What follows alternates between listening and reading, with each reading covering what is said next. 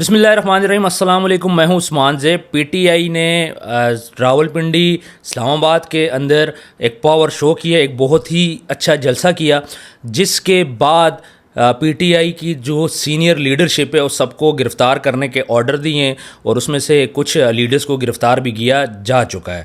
تو اب تک جو گرفتار ہو چکے ہیں اس میں شیر افضل مروت صاحب ہیں, گوہر صاحب ہیں, زین قریشی صاحب ہیں.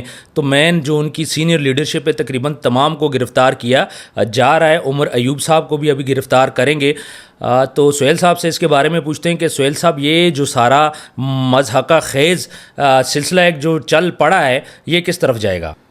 عثمان صاحب, جلسہ بہت اچھا ہوا, بہت اچھا پاور شو ہوا پی ٹی آئی کی جانب سے, مگر اس میں جو چند باتیں کی گئیں اداروں کے اگینسٹ اور صحافت کے اگینسٹ اور پولیٹیکل پارٹیز کے اگینسٹ, آپ بیسیکلی ایک کاز کو لے کے آئے تھے جلسہ کرنے کے لیے, تو آپ کو اسی کاز پہ رہنا چاہیے تھا. آپ برس پڑے اداروں کو ٹھیک کرنے کی باتیں کرتے رہے, تو ظاہری سی بات ہے ایک برا امیج گیا ہے انٹرنیشنلی پاکستان کا. چونکہ پاکستان کا ویسے ہی امیج اتنا ڈاؤن ہے آج کل پولیٹیکل ایشوز کی وجہ سے, تو میرا نہیں خیال کہ گھنڈا پور صاحب کو اس ٹائم اس قسم کی دھماکے دار تقریر کرنی چاہیے تھی, کیونکہ پاکستان کی اکانومی عثمان صاحب آلریڈی ڈوبی ہوئی ہے. آئی ایم ایف لون دیتا ہے تو پاکستان کے سرکاری اداروں کی سیلریز جاتی ہیں, ان کی پینشنز جاتی ہیں. ابھی کنٹری کو کہیں سٹیبل ہونے دیں, اس کے بعد پھر ساری بات کریں. اور دوسرا یہ ہے کہ یہ جو سسٹم بنا ہوا ہے یہ ہم لوگوں کا ہی بنایا ہوا سسٹم ہے, یہ باہر سے نہیں آیا. آپ لوگوں نے پہلے سب پولیٹیکل لیڈرز نے, پارٹیز نے اس سسٹم کو الاؤ کیا تو یہ سسٹم آیا, اور آج یہ سسٹم آپ کے اوپر حاوی ہے. گھنڈا پور صاحب نے جو باتیں کی, دھماکے دار جو ان کی تقریر تھی, اس میں انہوں نے ڈائریکٹ فورسز کو نشانہ بنایا. ڈائریکٹ انہوں نے بولا عاصم منیر صاحب کو للکارا, اور انہیں بولا کہ بھئی ہم یہ سب چیزیں نہیں ہونے دیں گے. باقی فیض حمید صاحب کی انہوں نے بات کی کہ اس ٹائم وہ آپ کی آرمی کی طرف سے ان کے ریپریزنٹیٹو تھے جو کہ عمران صاحب کی گورنمنٹ میں ان کے ساتھ لنکڈ تھے, تو وہ کہہ رہے تھے ہم تو ان کو گھر سے نہیں لے کے آئے. اس بارے میں آپ کی کیا رائے ہے؟ دیکھیں, گھنڈا پور صاحب سی ایم ہیں, ایک صوبے کو ریپریزنٹ کر رہے ہیں, تو گھنڈا پور صاحب کو بڑے طریقے سے تقریر کرنی چاہیے تھی. اس طرح سے دھماکے دار جوشیلی تقریر نہیں کرنی چاہیے تھی, کیونکہ بہت سی چیزیں جو ہیں وہ اگینسٹ جا رہی ہیں پی ٹی آئی کے, اور الٹیمیٹلی اس سب کا جو ہے نزلہ وہ خان صاحب پہ گرنا ہے. آپ نے ان کو رہا کروانا ہے. آپ قانونی طریقے سے جائیں, آپ جائیں ہائی کورٹ جائیں, سپریم کورٹ جائیں, اور ان کو قانونی طریقے سے رہا کروائیں. اس سے یہ ہوگا کہ پی ٹی آئی کے تو پرامن ورکرز ہیں, باقی انتشار پسند جو لوگ ہیں نا ان کو موقع مل جائے گا ملک میں انتشار پھیلانے کا, پی ٹی آئی کو بدنام کرنے کا, پی ٹی آئی کی لیڈرشپ کو بدنام کرنے کا. تو لہٰذا پی ٹی آئی کے تمام ورکر سے, لیڈر سے یہی گزارش ہے کہ آپ خان صاحب کے لیے مزید پرابلم نہ کریٹ کریں, بالکل پرامن رہیں اور بالکل لیگل وے سے جائیں جہاں بھی آپ نے جانا ہے. لیکن لیگل وے کا مسئلہ یہ آ رہا ہے کہ اس کا کوئی رزلٹ نہیں نکل رہا. آج اتنے ٹائم سے خان صاحب ہیں وہ جیل میں بند ہیں, اور ابھی تو 15 دن کا ٹائم دے دیا ہے کہ 15 ڈیز کے اندر ان کو ہم لوگ رہا کرائیں گے. گھنڈا پور صاحب نے یہ بولا ہے. پھر اس کے بعد گھنڈا پور صاحب بھی رات سے غائب تھے, لیکن ابھی یہ اطلاعات ملی ہیں کہ وہ سی ایم ہاؤس پشاور کے اندر خیر خیریت سے ہیں. انہوں نے مزید بھی فورس بلوا لیے اپنی پروٹیکشن کے لیے. تو اب ایک طرف قسم کا جھگڑا ہی چل پڑا ہے دونوں سائڈز پہ. تو یہ جو جھگڑا ہے یہ پاکستان کے لیے کتنا نقصان دہ ہے؟ پاکستان کی اکانومی آلریڈی مفلوج ہے. پاکستان کا کوئی بیسیکلی سورس آف انکم ہے نہیں ہے, ماں سوائے ٹیکسز کے پیسوں کے. نہ کوئی انڈسٹری ہے, نہ کوئی پاکستان کی ایکسپورٹ ہے، نہ پاکستان میں ڈالر آ رہا ہے. تو دیکھا جائے تو پاکستان کے لیے مزید مشکلات ہی ہوں گی اس ساری صورتحال کی وجہ سے. دیکھیں اس ٹائم جہاں پاکستان کے اندر جو سچویشن ہے بہت بری ہے. میں منصور علی خان صاحب کو سن رہا تھا، وہ کہہ رہے تھے کہ آئندہ آنے والے 5 سال پاکستان کے لیے بہت برے ہیں، اور اگر آپ کے پاس کوئی سیونگ ہے تو آپ اس کو مس یوز نہ کریں، اپنی عیاشیاں ختم کر دیں، کیونکہ اگلے 5 سال پاکستان کے لیے بہت برے ہیں. اس کی اکانومی ٹھیک نہیں ہوگی. اس کے بعد پھر دیکھا جائے گا کہ فردر کیا ہوتا ہے. تو اکانومی بری حالات ہے، لا اینڈ آرڈر کی سچویشن اچھی نہیں ہے. اس کے بعد غربت بہت زیادہ ہے، مڈل کلاس طبقہ، لوور کلاس طبقہ بہت زیادہ پریشان ہے. اور جو بھی بچے ہیں یونیورسٹیز میں، کالجز میں، ہر بندہ کوشش کر رہا ہے کہ بھئی پاکستان سے باہر نکلنے کی، پاکستان سے باہر جائیں اور اپنا فیوچر سیٹ کریں. تو یہاں پہ جو ہمارے سیاستدان ہیں، جو ہماری فورسز ہیں، یہ آپس میں لڑائی کر رہی ہیں، چھینا جھپٹی ایک قسم کی ہو رہی ہے.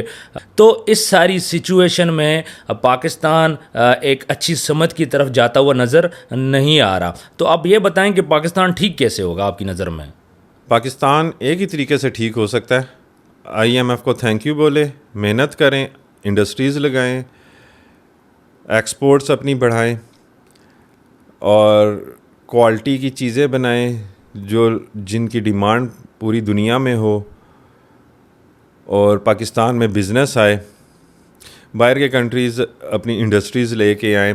پاکستان کا ایک سسٹم اتنا عجیب و غریب بنایا ہوا ہے کہ کوئی بھی فورن انویسٹر آتا ہے، انویسٹمنٹ کرتا ہے. ان لوگوں نے کوئی فیسلٹیز نہیں دی ہوئی، ٹیکسیز اتنے لگائے ہوئے ہیں کہ وہ نو پروفٹ نو لاس، ایون بریک ایون بھی نہیں ہوتا ان کا. تو وہ ساری اپنی انڈسٹریز، ساری فیکٹریز بند کر کے واپس چلے جاتے ہیں لاس کر کے. تو اس قسم کا امیج بنا ہوا ہے، کیونکہ ہر بندہ جو بھی کسی بھی اتھارٹی میں ہے وہ اپنا فائدہ سوچ رہا ہوتا ہے، وہ ملک کا فائدہ نہیں سوچتا. تو اگر جتنے بھی اتھارٹیز میں بیٹھے ہوئے ہیں کسی بھی ادارے میں، وہ اگر ملک کا فائدہ سوچیں، اپنا فائدہ نہ سوچیں، اپنے بچوں کا نہ سوچیں، ملک کے بچوں کا سوچیں، تو پاکستان جیسی جگہ ہی نہیں ہے. لوگ آپ نے جیسے بولا کہ باہر جانا چاہ رہے ہیں، باہر اس سے زیادہ مشقت ہے، مگر ان کو فائدہ صرف باہر یہ ہے، وہاں اکاؤنٹیبلٹی ہے، رول آف لا ہے، ایک سسٹم ہے. اس وجہ سے وہ سسٹم بیسیکلی لوگوں کو اٹریکٹ کر رہا ہے. باقی اگر آپ کہیں کہ انگلینڈ ہے، امریکہ ہے، کینیڈا ہے، یا کوئی بھی کنٹری ہے وہ پاکستان سے بہتر ہے، تو ایسا نہیں ہے. جتنی فیسلٹیز، جتنی عیاشی پاکستان میں ہے، پوری دنیا میں اتنی عیاشی نہیں ہے. اب جس طرح شیر افضل مروت صاحب کو گرفتار کیا گیا، گور صاحب کو گرفتار کیا گیا، تو آج ہمارے جو وکلا ہے انہوں نے ہڑتال کی ہے.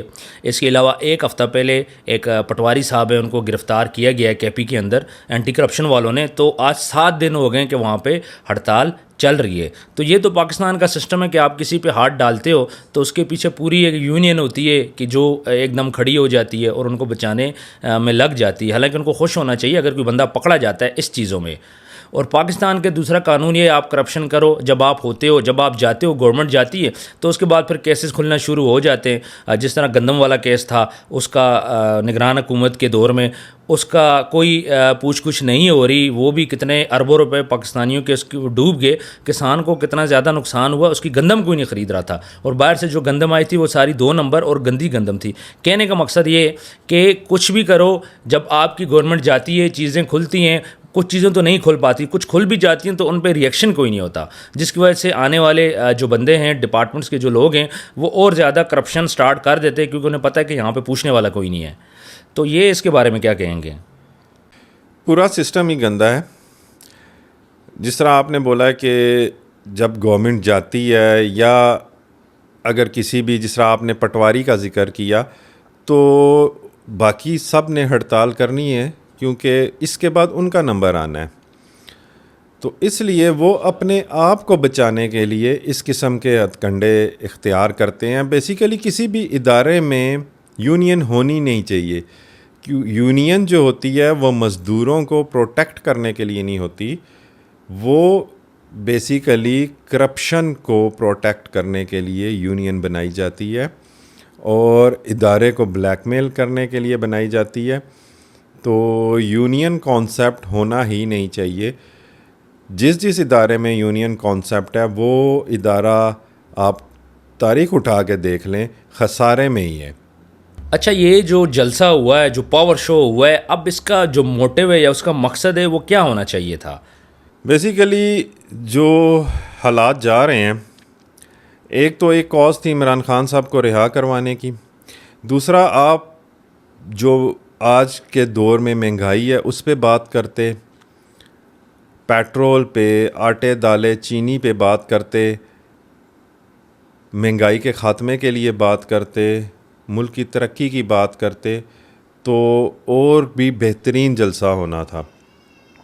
آپ نے وہ بات ہی نہیں کی.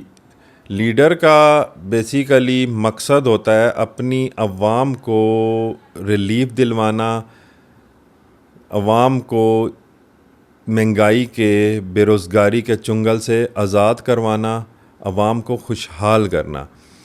تو عوام کی خوشحالی کے لیے بیسیکلی کوئی بھی لیڈر کسی بھی پارٹی کا، کسی بھی ادارے کا سربراہ کوئی بھی بات نہیں کر رہا، عوام کی بات کوئی نہیں کر رہا. تو اس سارے سیناریو میں عوام کو کوئی فائدہ نہیں ہے. غریب عوام جو ایک اپر مڈل کلاس طبقہ تھا وہ لوئر مڈل کلاس ہو گیا، جو لوئر مڈل کلاس طبقہ تھا وہ غریب ہو گیا، اور جو غریب تھے وہ تو بیچارے زندہ ہی نہیں رہے. تو ایسا ہی سسٹم بنایا جا رہا ہے کہ غریب ختم ہی ہو جائے اس ملک پاکستان سے.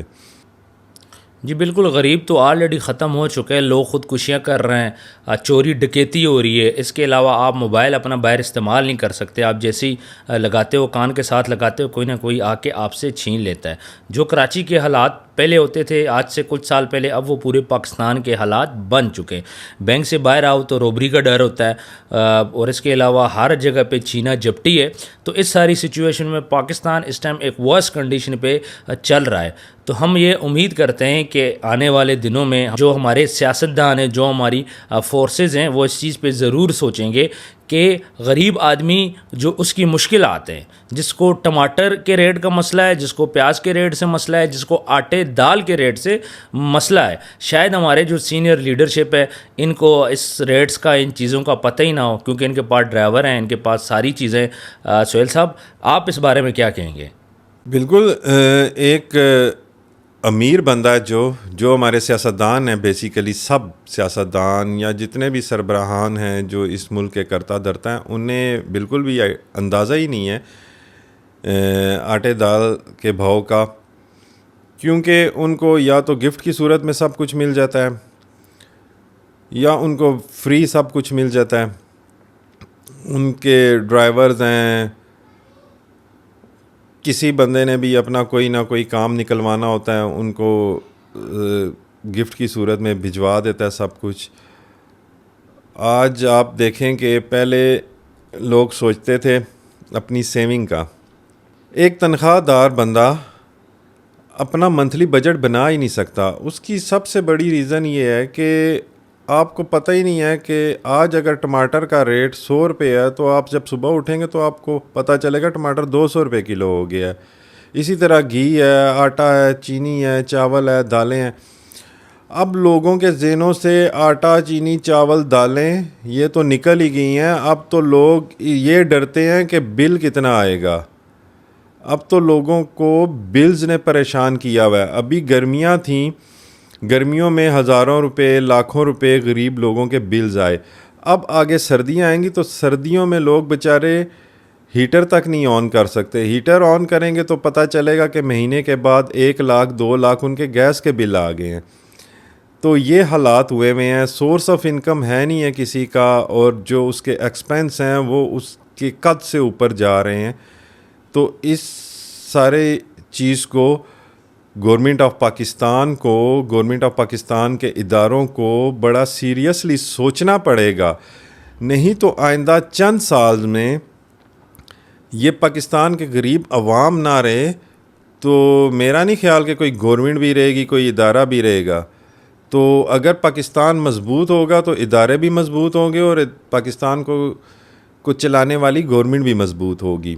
آپ کہہ رہے ہیں ٹماٹر اور آلو کے بھاؤ کو، یہاں تو ہمارے پروٹوکولز ہی ختم نہیں ہو رہے، حکمرانوں کی عیاشیاں نہیں ختم ہو رہی. تو ویورز اس ولاگ کو ہم کلوز کرتے ہیں. آپ اپنا ڈھیر سارا خیال رکھیے گا. کامنٹ سیکشن میں آپ نے بتانا ہے کہ آج کی ویڈیو آپ کو کیسی لگی. سہیل صاحب بہت بہت شکریہ. ملتے ہیں نیکسٹ ویڈیو میں. اللہ حافظ.